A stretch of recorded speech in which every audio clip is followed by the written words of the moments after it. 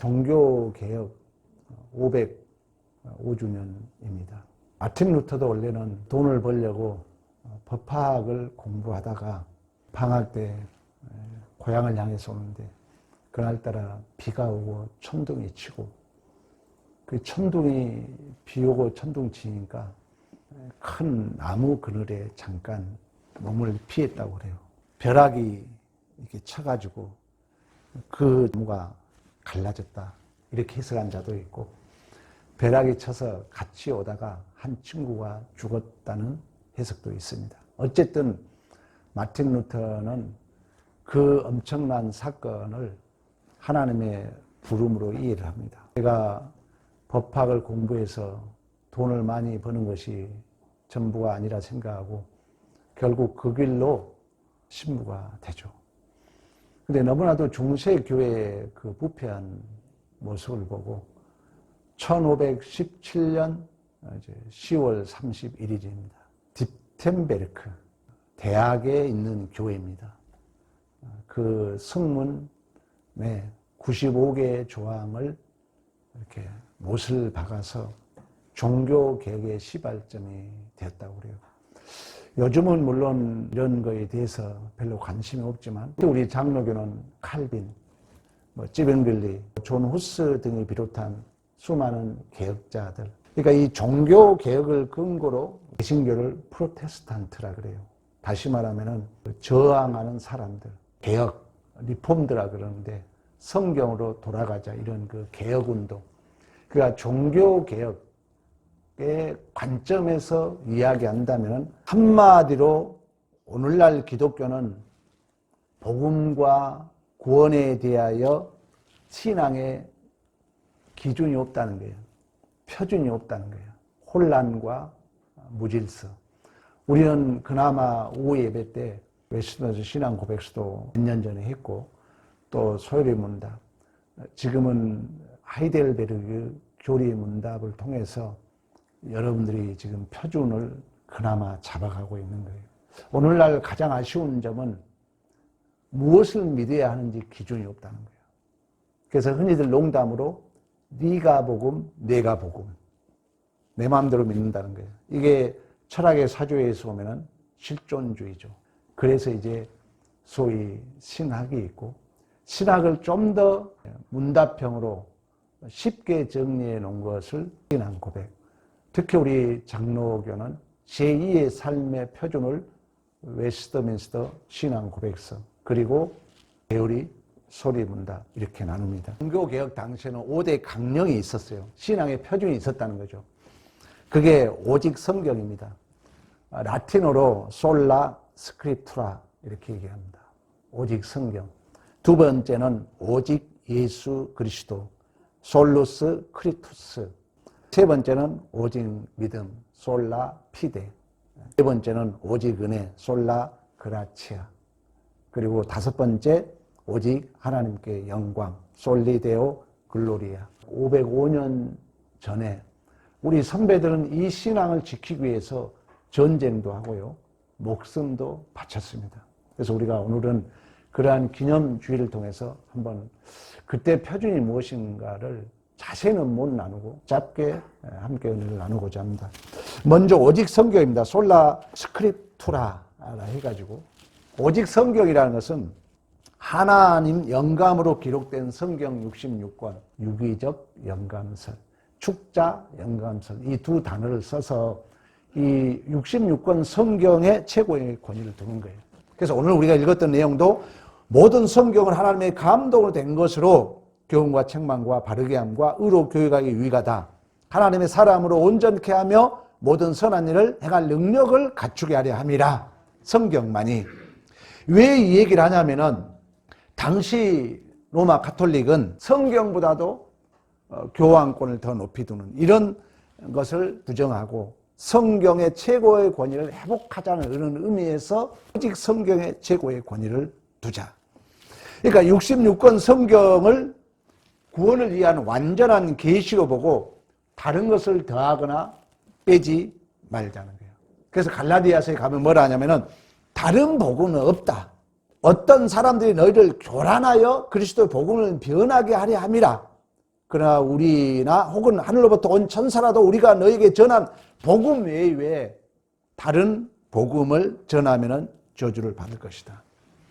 또 외수도 신앙 고백서 1장에 성경에 관한 1절에 어떻게 기록되어 있냐?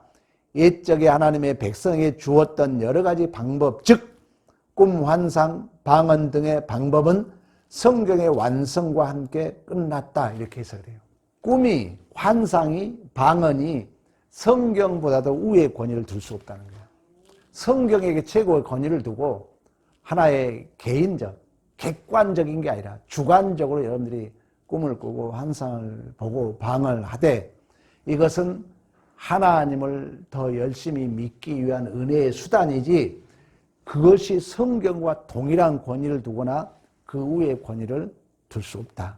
이런 기준만큼은 여러분들이 알고 계시라는 거예요. 그러므로 성경이 완성된 이후부터 그러면 하나님의 뜻을 어떻게 분별해야 되는가?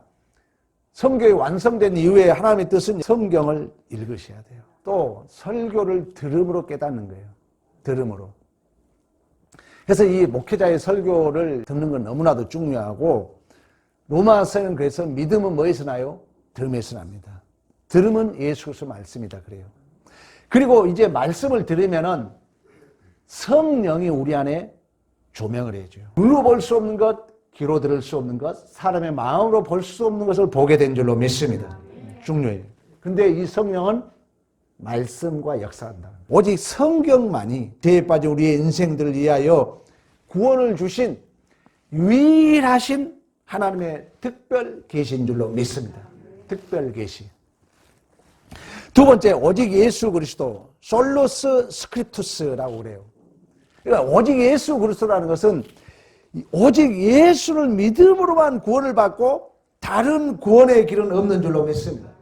예수 외에는 구원의 길이 없다는 거예요. 그래서 내가 길이요 진리요 생명이고 나로 말미암지 않고는 아버지께 올 자가 없더라. 또 사도행전 4장 12절에 천하의 사람 중에 구원을 받을 만한 다른 이름을 우리에게 주신 적이 없다 그래요. 오직 예수 그리스도, 예수 그리스도, 중보자 되신 예수 그리스도. 이것이 벗어나면은 내가 중보자라는 거죠. 내가 보혜사라는 거예요. 보혜사라는 얘기는 파라클레토스예요. 곁에 있는 자, 돕는 자, 위로자, 상담자. 그러면 우리가 그 교리 공부를 해왔다면은 우리는 전적 타락이잖아요. 인간이 인간의 대리자가 될 수 있다면 이게 이제 신학이 부인되는 거예요. 내가 중보자다. 그러나 이것은 다 신학의 문제예요. 우리는 중보자는 하나님 자신 대신 그리스도, 메시아. 히브리적으로는 메시아, 헬라적으로는 그리스도. 예수는 자기 백성을 저희 죄에서 구원할 자. 그리스도는 기름 부음을 받은 자, 왕, 제사장, 선지자. 삼직을 온전히 이루신 예수 그리스도 외에는 구원의 다른 방법이 없는 줄로 믿습니다. 그러나 중세는 아까 얘기했던 것처럼 신부가 중보자야. 그래서 고해성사가 있는 거예요. 고해성사. 그래서 신부한테 기도를 하면 신부가 다시금 하나님 앞에 기도해서 응답받는 거예요. 그리고 속죄권을 팔았잖아요. 속죄권. 너 죄 용서함을 받는다는 거예요. 속죄권. 그래서 네가 돈을 내면은 돈 소리를 듣고 연옥제도가 있잖아요. 죽으면 바로 천국 지옥으로 간 게 아니라 중간 단계 연옥에 있다는 거예요. 그러면 산 사람 이 후손들이 내가 돈을 많이 내고 내가 잘하면은 신부에게 잘 보이면 신부가 기도해서 연옥에 있는 너의 조상을 천국으로 보내주겠다는 거예요. 그리고 이 속죄권을 팔았어요. 거기에 철저하게 이제 반대했던 그 마틴 루터 죽음의 이기를 받습니다. 사형 선고를 받아요. 그런 시대의 프로테스탄트는 저항해서 리폼드 다시 우리가 성경의 본질로 돌아가자. 여기에서 탄생된 교파가 기독교라는 것입니다. 기독교. 여러분들 그 뿌리는 오늘 짧은 내용이지만 좀 알고 가자는 거예요. 특히 교황을 그리스도의 대리자로 말하고 신부의 사제권을 믿고 또 마리아를 통한 기도, 구원, 응답을 준다고 얘기하는 거예요.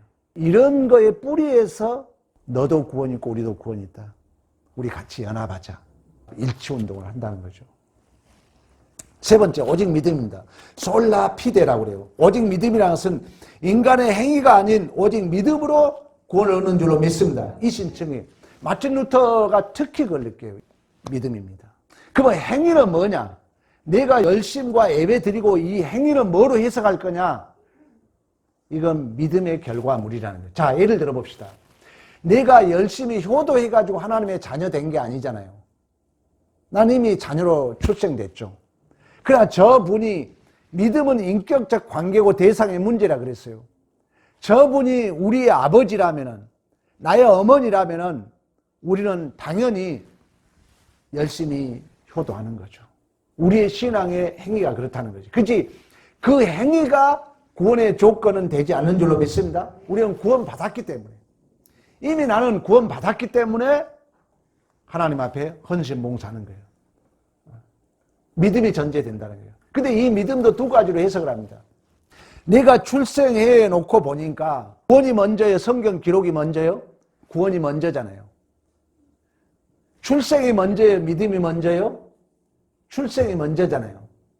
내가 황씨로 태어났기 때문에 이제 저분이 아버지란 게 믿어지잖아요.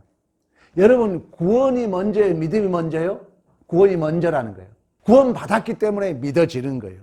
구원 받았기 때문에. 그러니까 이 출생에 관한 믿음이 있고, 이제 구원 받았기 때문에 당연히 나는 황씨로 태어났잖아요. 이 믿음이 있어요. 출발의 믿음. 하나님이 주신 선물의 믿음이 있어요. 근데 내가 저분과 아버지와 나와 관계된 이 믿음은 나의 주관적 믿음이 있는 거예요. 그래서 믿음은 두 가지로 나누는 거예요. 신분에 관한 믿음과 수준에 관한 믿음이 있는 거예요. 여러분 다 믿음이 틀리잖아요. 우리 교회도 마찬가지죠. 하나님에 관한 믿음이 다 틀리고, 여러분 자녀가 3명, 4명, 저도 3명이지만 믿음이 틀립니다. 나야 똑같지만 자녀가 부모를 바라보는 믿음은 틀려요. 물론 그들이 내 아들이란 그 본질적 믿음, 신분, 내 아들, 황씨 아들이란 그 신분에 대한 믿음은 절대적인 하나님이 주신 믿음이에요. 자연적으로 출생된 믿음이에요. 그러나 우리가 각자 갖는 믿음은 다양하다는 거예요. 다양해요. 그래서 이걸 수준에 관한 믿음이라고 해요. 그런데 그 믿음을 쌓기 위해서 하나님이 우리에게 이제 삶의 우여곡절을 주는 것입니다. 여러분이 친구와 관계를 가져보면 알잖아요. 그냥 공부 잘하고 항상 있는 친구는 믿음이 그저 그렇잖아요. 그러나 지지고 볶고 때로는 싸우도 보고 때로는 내가 손해도 보고 때로는 이익도 보는 그 친구와 끈끈하게 오래 가는 것처럼, 이제 그런 그 믿음의 사랑의 관계를 철저하게 경험하고 확인하는 관계가 이 땅에서는 무슨 관계냐면 부부 관계라 그러는 거예요. 부부 관계. 그러니까 부부 속에 우리가 신앙을 확인해 가는 거죠. 모든 종교의 특징은 인간의 노력과 행위로 구원에 이르려고 고행을 하고 수행을 하고 선행을 합니다. 그러나 우리 기독교는 일단 믿음이에요. 믿음. 근데 이 믿음과 사랑은 우리 욥기 공부했잖아요. 명확하지가 않다 그랬어요. 애매해요. 불확실해요. 근데 이 믿음은 세월을 통해서 쌓아지는 거예요. 그래서 욥기가 만났던 그 현장이 니오야단, 베하못, 들소, 들나귀, 말, 산염소, 나귀, 낙타, 이런 동물로 표현되고 있는 것은 이 믿음의 관계를 내 마음대로 이끌지 못한다는 거예요. 이제 결혼을 앞둔 우리 청년도 이 부부 관계라는 게 명확하면 잘못하면 철저하게 자기 이기주의에 빠질 수 있어요. 내가 무엇을 규명한다는 것은 울타리를 치는 거예요. 사랑은 눈물의 씨앗이라 해버리면 벌써 울타리가 쳐지는 거예요. 그러면 밖에 그거 쉽게 받아들여질까 안 받아들여질까? 안 받아들여지는 거죠. 이걸 철학적 사조로 해석하면 실존주의에 빠진다는 거예요. 그러면 그게 명확해지면 그 사람은 성장하는 거에 멈춰 있는 거예요. 멈춰 있는 거죠. 사랑의 눈물은 씨앗이 딱 쳐놓고 못 들어와, 안 나가. 내가 그게 막 더 명확해져, 더 확실해져. 그러면 그럴수록 자기를 자기에 갖출 수 있어요. 그래서 하나님은 일탈, 이제 그 하나님과 관계의 믿음을 쌓기 위해서 어제 아픈 일이 있었어요? 돈 문제를 고민하고 있어요? 어떻게 보면 여러분의 틀을 깨는 거예요. 그리고 하나님과 더욱더 끈끈한 믿음의 관계를 쌓고 있는 거예요. 그래서 사도 바울이 이미 이뤘담도 아니요 잡았담도 아니요 같은 그 삶의 정황 속에서 헐벗음과 배고픔과 굶주림과 수없는 매맞음 속에서 삶의 일체의 비결이 결국 그 주님으로 연결되잖아요. 그래서 이제 내게 능력 주신 자에서 모든 것을 할 수 있는 믿음을 소유하게 된 줄로 믿습니다. 네 번째, 오직 은혜입니다. 폴라 그라치아. 오직 은혜. 구원은 인간의 행위로 얻는 것이 아니라 하나님의 값없이 주시는 사랑과 은혜의 선물인 줄로 믿습니다. 에베소서에 보면 그런 얘기를 합니다. 이 은혜에 의하여 믿음으로 말미암아 구원을 받았으니 이것은 너희에게 난 것이 아니요 하나님의 선물이라 그래요. 그래서 이제 칼빈의 5대 교리에 가면은 이런 얘기를 해요. 인간의 전적 타락, 그리고 무조건적 선택, 그리고 제한적 속죄, 그리고 불가항력적 은혜, 성도의 견인. 그러니까 모든 게 은혜라는 것이 살아보면 살아볼수록 너무나도 철저히 느껴요. 그러니까 살아보면 살아볼수록 은혜가 크다는 것은 역설의 복음이에요. 내가 한 것은 없음으로 다시 가는 거예요. 거기에 이제 자유가 성립이 돼요.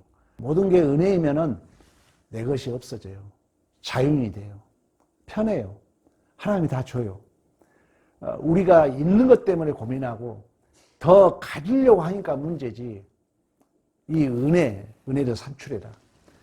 하나님은 우리에게 모든 것이 은혜이고 선물로 주신 줄로 믿습니다.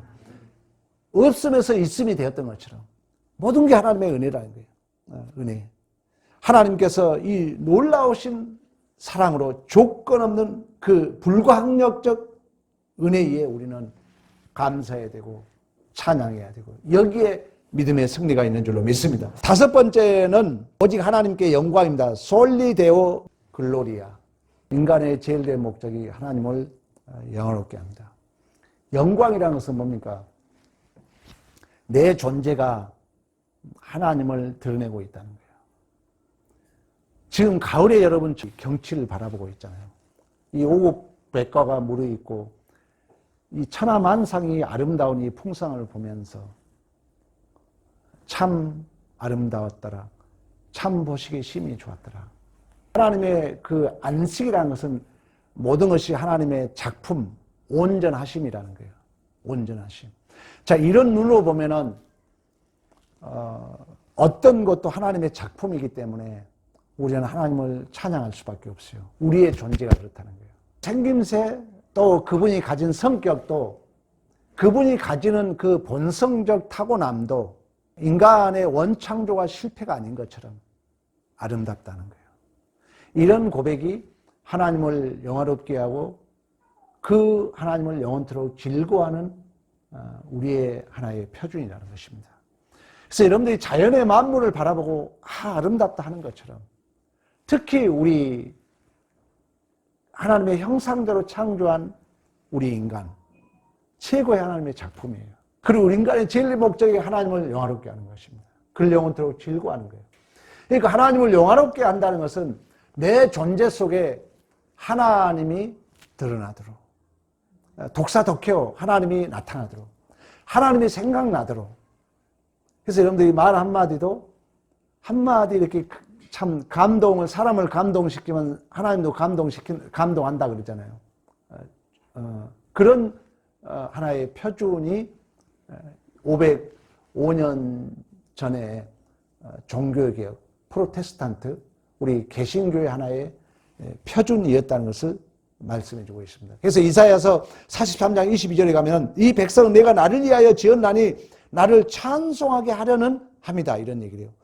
고린도전서 10장 31절에 그런즉 너희가 먹든지 마시든지 다 하나님의 영광을 위하여 하라 그러고 우리 웨스트민스터 신앙고백서 대열의 소리 문답 1번이 사람의 제일 된 목적이 무엇입니까? 하나님을 영원롭게 하고 그를 영원토록 즐거워하는 것인 줄로 믿습니다. 그러나 사단은 이 영광을 자꾸 갈취해 가죠. 내가 영광 받고 싶은 마음이 얼마든지 우리는 생길 수 있어요. 그러나 최종적 권위는 하나님께 돌리는 거예요. 하나님께. 그게 믿음입니다. 아브라함을 의롭다 칭해주고 믿음의 그림을 보여주잖아요. 가나안 북부 4개국이 가나안 남부 5개국을 이기잖아요. 근데 4개국이 5개국을 이겼다는 엄청난 군사를 가지고 있는데 아브라함이 집에서 전쟁 한번 치러보지 않는 종 318명을 데리고 와서 이기고 돌아오잖아요. 그리고 이 모든 것이 하나님의 은혜였다는 차원에서 이름도 밑도 없는 갑자기 멜기세덱이 나타나고 멜기세덱의 11조를 드리죠. 그리고 소돔왕이 야 아브라함 너 고생했다. 너 얼마나 수고했느냐. 너도 이 좀 전리품 가져왔으니까 너도 좀 가져가라 그러잖아요. 믿음의 그 모형을 보여주고 있는데 아닙니다. 내가 혹시 실오락이라도 가져가면은 이 공로가 나에게 돌아갈까 두렵사오매 나는 실오락이 들끝매 하나도 안 가져가겠다. 모든 영광을 누구에게? 하나님께 돌리겠다는 거예요. 우리의 신앙의 표준이라는 거예요. 우리가 505년을 지난 오늘 표준을 가지고 설교를 하고 표준을 가지고 살아야죠. 이 시대에 가장 혼란스러운 게 기준이 없다는 거예요. 표준이 없다는 거예요. 이 프로테스탄트라는 것은 저항하는 것입니다. 물론 이건 육체적 어떤 막 데모가 아니라 성경에서 벗어난 내용을 성경으로 돌아가자는 것입니다. 특히 당시에는 7성례가 있었죠. 성례, 입교식, 미사, 고해성사, 안수, 혼례, 임종례 이런 것들이 하나의 구원의 기준이었어요. 그러나 우리 다시금 성경으로 돌아가는 리폼드 개혁교회에는 솔라 스크립투라 오직 성경, 솔로스 크리스투스 오직 예수 그리스도, 솔라 피데 오직 믿음, 솔라 그라치아 오직 은혜, 솔리 데오 글로리아 오직 하나님께 영광. 기준을 가지고 우리의 지향성, 우리의 의도를 가지면은 이제 보이는 대상이 달리 보이고 이러한 의도를 가지면 성령께서는 우리에게 더욱더 힘을 주셔서 능력을 주셔서 이 혼란스러운 시대 속에서 올바른 신앙의 기준이 또 다른 기준이 여러분 자신이 될 줄로 믿습니다. 이러한 믿음의 승리가 있기를 간절히 축원합니다.